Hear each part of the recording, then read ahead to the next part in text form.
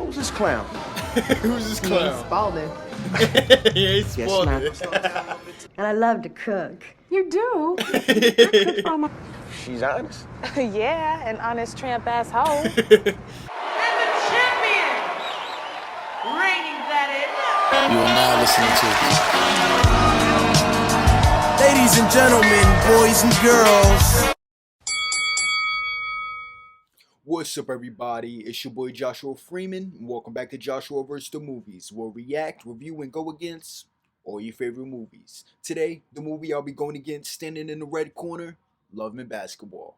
Love and Basketball came out in 2000 and was directed by Prince-Bythewood. Love and Basketball tells the story of two friends growing up with each other with their love for basketball and each other. The movie stars Sanaa Lathan, Omar Epps, and Alfre Woodward. Love and Basketball was met with positive reviews and was looked at as a cult classic, but we'll see if the shot goes in when it goes against me. The genre of the movie will be drama, while the visuals will represent how well the basketball scenes look. If you guys have any questions on the scoring template for each category, it will be in the description below. But I think we're all set. So without further ado, let's get to the review. Fight! Round 1.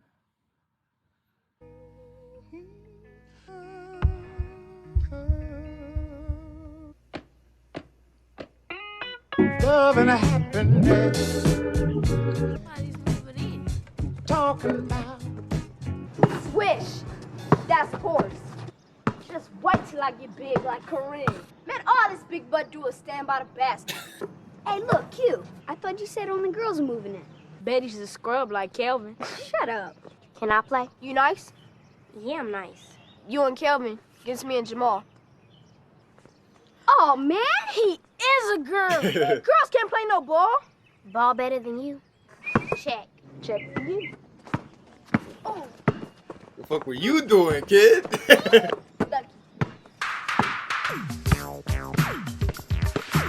Too easy, too easy. Up off my feet. It's so fine. You look so weird, nigga. All I want to say. No, I got it. I'm gonna be the first girl in the NBA. No, I'm gonna be in the NBA. You gonna be my cheerleader. Oh my god. Here we go. Oh, who's a hack? Damn. Full on jagged edges spikes? What you doing? She needs to stop running around like a little boy. Oh, she's all right. How's she all right looking the way she does? New neighbors. Yeah. Can't do this shit. Well, what did I tell you about using that word? Can't should never be in a man's vocabulary. That's right. Seek. Oh, yeah. Don't say shit. I was about to say, like, you didn't hear that? Come on, we should head on over. Well, we moved back here when Quince was about 5 after Zeke was traded again. This was terribly nice of you, Nona. Oh, girl, don't worry about it. And I love to cook. You do? I cook for Mama. Honey, put that on the table for Mama. Come on, Mama. Quince, help her. So how come you can play basketball? I just can. Your dad play? Who works at a bank? My dad plays for the Clippers, but I'm gonna play for them too. Well, I'm gonna be number 32, like magic. Well, if anybody messes with you, just let me know. I just tell my sister Lena. I bet you can't do this though.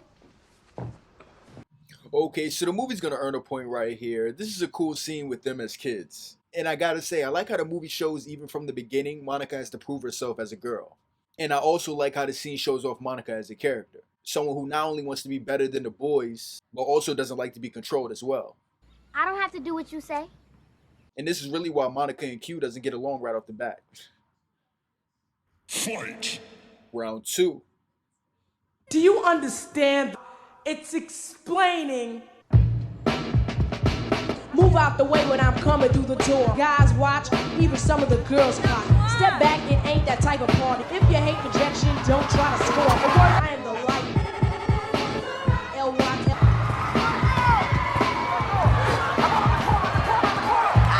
Hey, get out of here! Target the foul. Must be like college duck. White. 3, Wow. 2. And shut up. I'm out.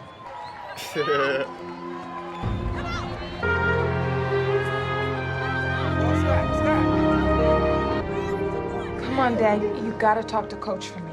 Tell him to keep me on the floor. You lost your head. I was just showing emotion.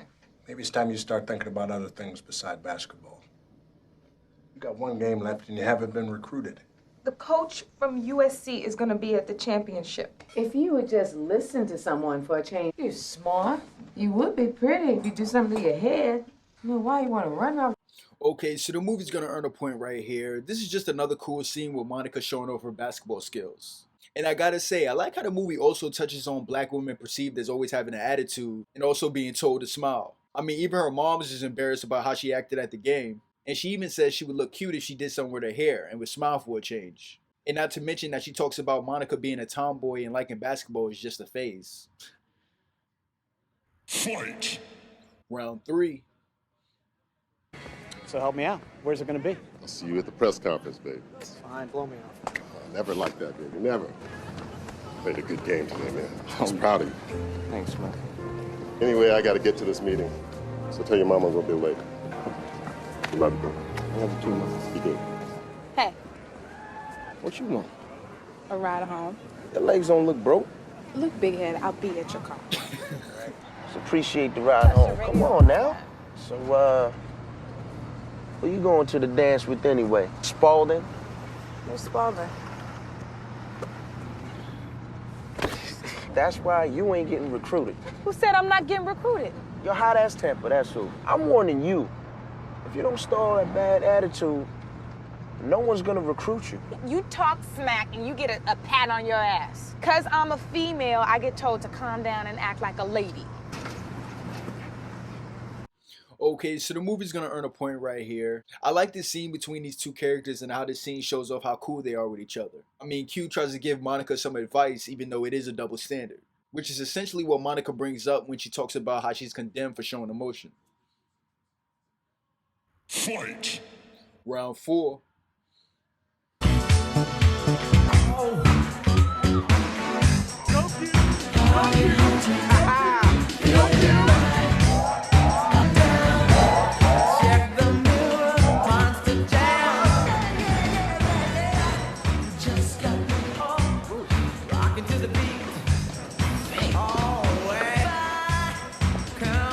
You don't look half bad. You even. What's up, Black? His face.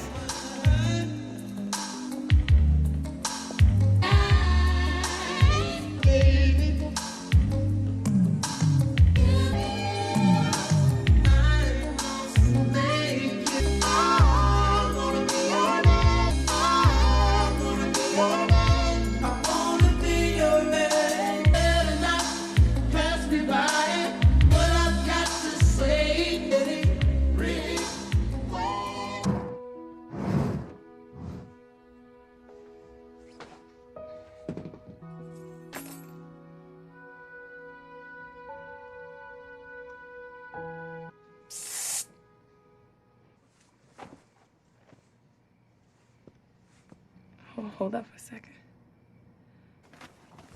Sure. Where's she? Can you?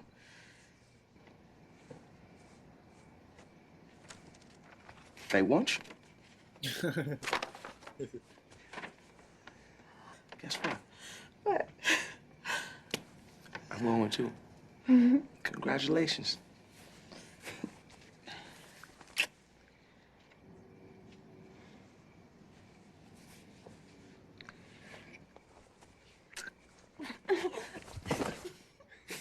Okay, so the movie's gonna earn a point right here. This is just another good scene with these two characters. I gotta say, this movie does a good job building a rapport between these two characters, which makes the story that much more believable, especially when it comes to showing off the love they have for each other. But speaking of the actors and the acting, the movie provides some great actors as they showcase some great performances. Sanaa Lathan ends up being a standout as Monica as she does well displaying the character. Omar Epps also ends up being great as Quincy. He shines really well during the emotional scenes and during the scenes with Monica. And the other supporting actors in the movie end up being great as well, as everyone is given a good character arc. So with that, the movie earns a 1.0 out of 1.0 for actors and acting. Fight! Round 5.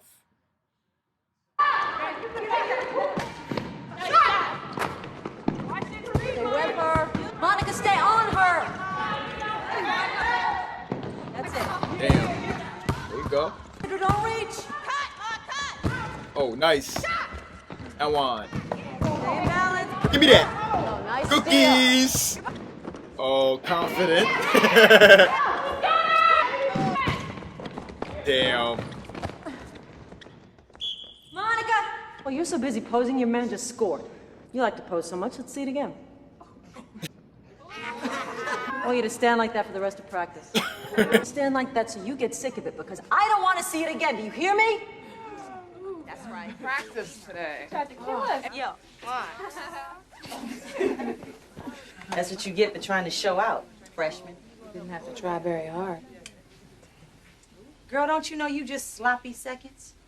The only reason you here is because Tanya Randall got pregnant and decided not to come. That's code, Sid. Just thought the girl should know. Okay, so the movie's gonna earn a point right here. This is just another good scene with Monica balling out in practice. And once again, her trying to prove herself.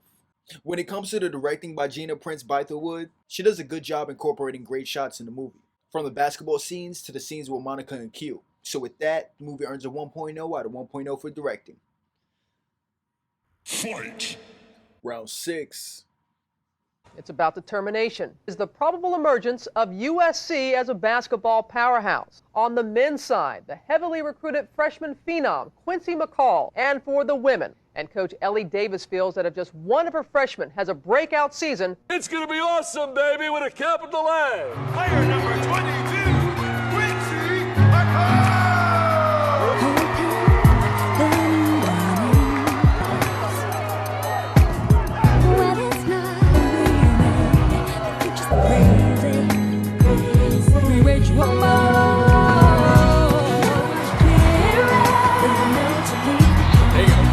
Shit out of him.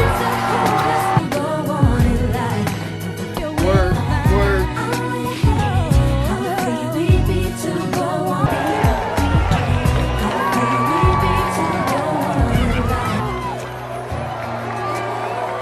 Up and under between two defenders with the left? And you know, that's gotta make Sports Center. It's people saying I'm a definite lottery pick. Quincy, give yourself time to develop. Get an education. The NBA ain't going nowhere. Besides, the sooner you go pro, the sooner you got to deal with the mess I'm dealing with. Some girl that's been hanging on at every party, now I'm supposed to be her baby's daddy. It's not true, is it? It's not true. Well, I feel like he lied. It's a Paul. Okay, so the movie's gonna earn a point right here. I like how this scene showcases the difference between Monica and Q's journey. I mean, they both were the best player on their high school team, but Monica struggles to get a scholarship while Quincy gets one easily. And Monica has to earn her spot on the college team while Quincy is met with praise as a freshman. And also, I have to say, one thing this movie doesn't do is bore the audience with the B-plot of Quincy's dad cheating. The movie does well including it and making it the reason for Q disconnecting with Monica in the first place. I mean, Q was seen as looking up to his dad since the first scene, so him finding out about this will make sense for him to become lost. When it comes to the visuals in the movie, the visuals are great as Gina does a great job displaying them throughout the movie, especially with the basketball scenes. So with that, the movie earns a 0.5 out of 0.5 for visuals. Fight! Round 7. The whole time I'm hanging on to his every word like he's God or something. Man looked me in my eye and he lied to me like it was nothing. Like,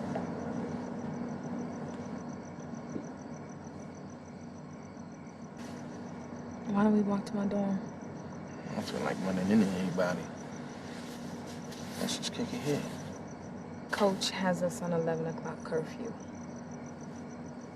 If I'm late, I don't suit up. I mean, I can stay a few more minutes. I'm sweaty. I should be alone right now. Will you call me when you get in?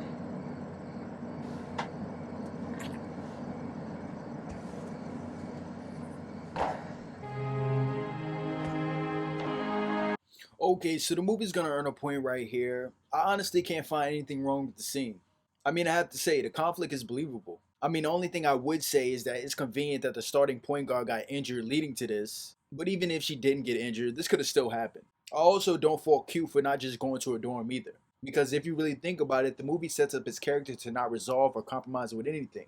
Especially when he's faced with conflict. I mean, he grew up hearing his mom and dad fight and never really resolve anything. And even when Monica didn't want to ride his bike as a kid, he got upset because of that. Forget you then, stupid. So that's really why Q's reaction to Monica saying that makes sense. And I have to say, this movie does a great job with character development for these characters. Fight! Round 8.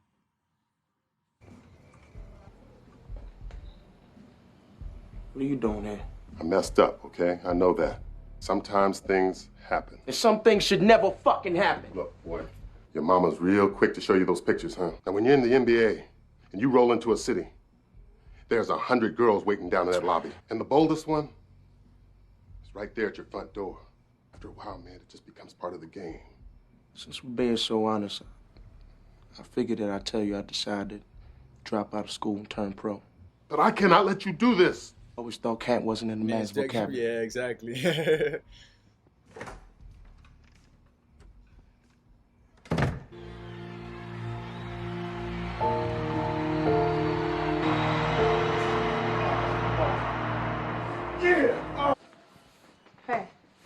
Hey, baby. You win? Yeah, I hit 4 threes. The man again. Huh? No, the woman. Hi. What's going on? Just about to go get some food. You wanna come? Look, maybe I should come back. No, you stay. I'll leave. Can we talk? Talk to your new girlfriend. No, you got your head so far up your ass, it took a cheap day for you to notice me. What cute man? Did I forget to kiss your ass like everybody else? You forgot to be there. That night, and I had curfew. What was I supposed to do? Stay. If I stayed, I wouldn't be starting. I'm a ball player. If anybody knows what that means, it should be you. If we're gonna be together, I have to be able to trust you. I'm not asking for us to be together. I mean, whatever I did, we can fix this. I don't think so. Look, I'm entering a draft. Hey, who knows where I'm gonna end up, you know? So that's it. Just forget about you and me. I still like us to be friends. Friends. Friends, huh? Okay. Look, I'll see you around. Okay, so the movie's gonna earn a point right here. This is just an interesting scene. I mean, yeah, it's stupid for Q to be upset because he could have just went back to the dorm. And with that, all the problems really would have been solved. But Q is so hurt by his dad, he ends up becoming just like him. I mean, he decides on going into the NBA just like him, and now he's cheating on Monica. And I gotta say, I like how the movie illustrates that. When it comes to the drama in this movie, it's really good. Mainly because it ends up being believable in all aspects. So with that, the movie earns a 0.5 out of 0.5 for drama. Fight! Round 9. Doors closed, the lights are out, the eggs are cooling. Butter getting hard, and here come the subs. And you know, it's nice to see the subs get a chance to play. Quincy's got the ball over in the corner, puts up a three-pointer. That's no good. He has moved around quite a bit, but Quincy makes a steal. He's on his way, open court. Oh, damn.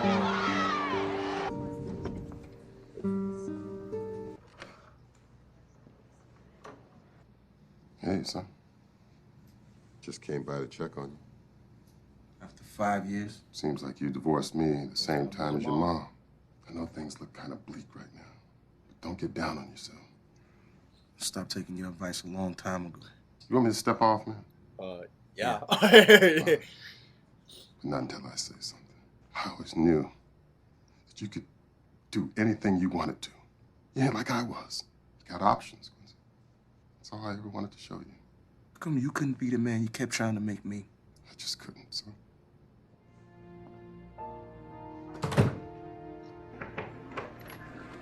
Morning.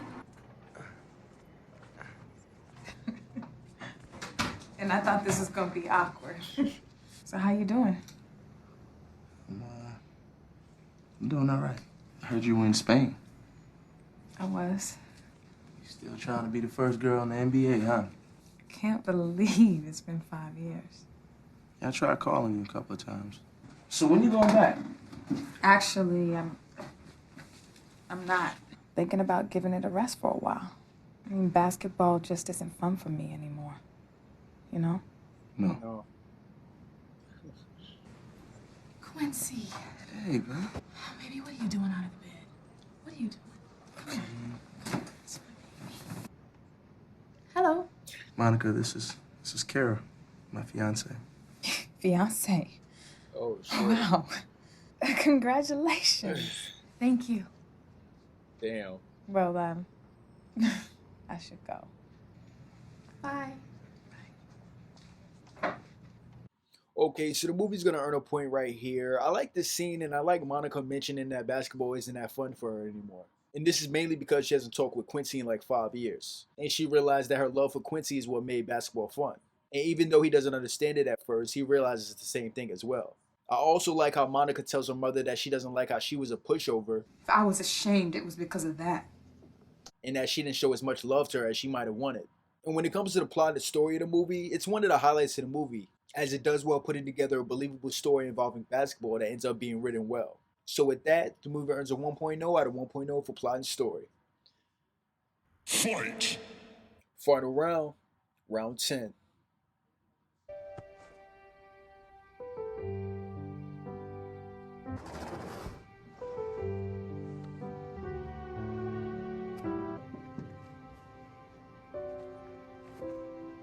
We need to talk. Please? You asked me what was missing from basketball. You woke me up to tell me that? It's not fun for me anymore because you're missing. I've loved you since I was 11, and the shit won't go away. You haven't changed. You still think the sun rises and sets on your ass. Better late than never. Right? Wrong. I'll play you. One game, one-on-one. For what? Your heart. You once said the reason I beat you was because you wanted me to. If I win, it's because deep down you know you're about to make the biggest mistake of your life. And what happens when you lose? I'll buy you a wedding present. First to 10. Okay. 5. Check. To 5? Oh, shit. Easy. 1. Oh, jab, stab. Oh! 2 zip. 2. Ooh. It's the leg, huh? It's the leg. Oh, she trying to Kobe him.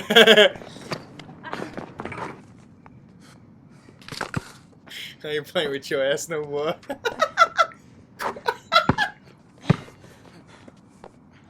Hold up. When you feel my heart lie to the truth, just there to feel the space I have to say.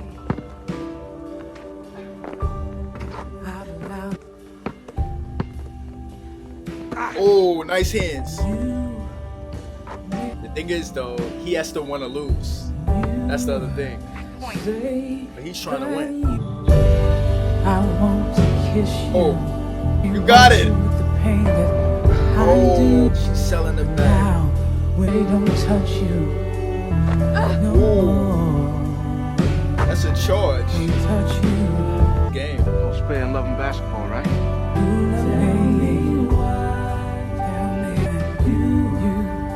Hey, double or nothing. I thought he was maybe like, I want a blender for my for my wedding present.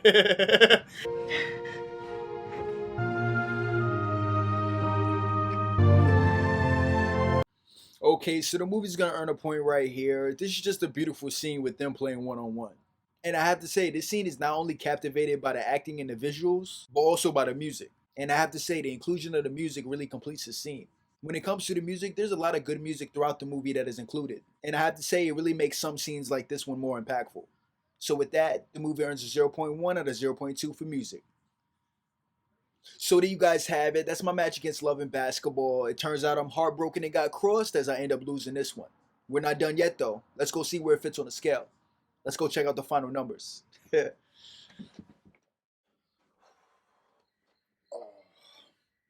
Okay, so when it comes to the final numbers, we have everything except for the editing. There were no problems in terms of the editing, so that'll remain a 0.3 out of 0.3. So now that we have all the numbers, let's add them up. So the movie ends up with a 4.4 out of 4.5, and that gives it an A++ rating. So there you guys have it. That's my movie review of Love and Basketball. If you guys enjoyed the video, don't forget to leave a like, and also let me know which movie you want me to go against next. But until then, this is Joshua Freeman. This has been Joshua vs. the Movies. I'm going to see you guys in the next match. It's obviously more than you got time for. How are you gonna tell me what I got have time for? Exactly. Well, that was before the black people down the street became the black people next door. Okay.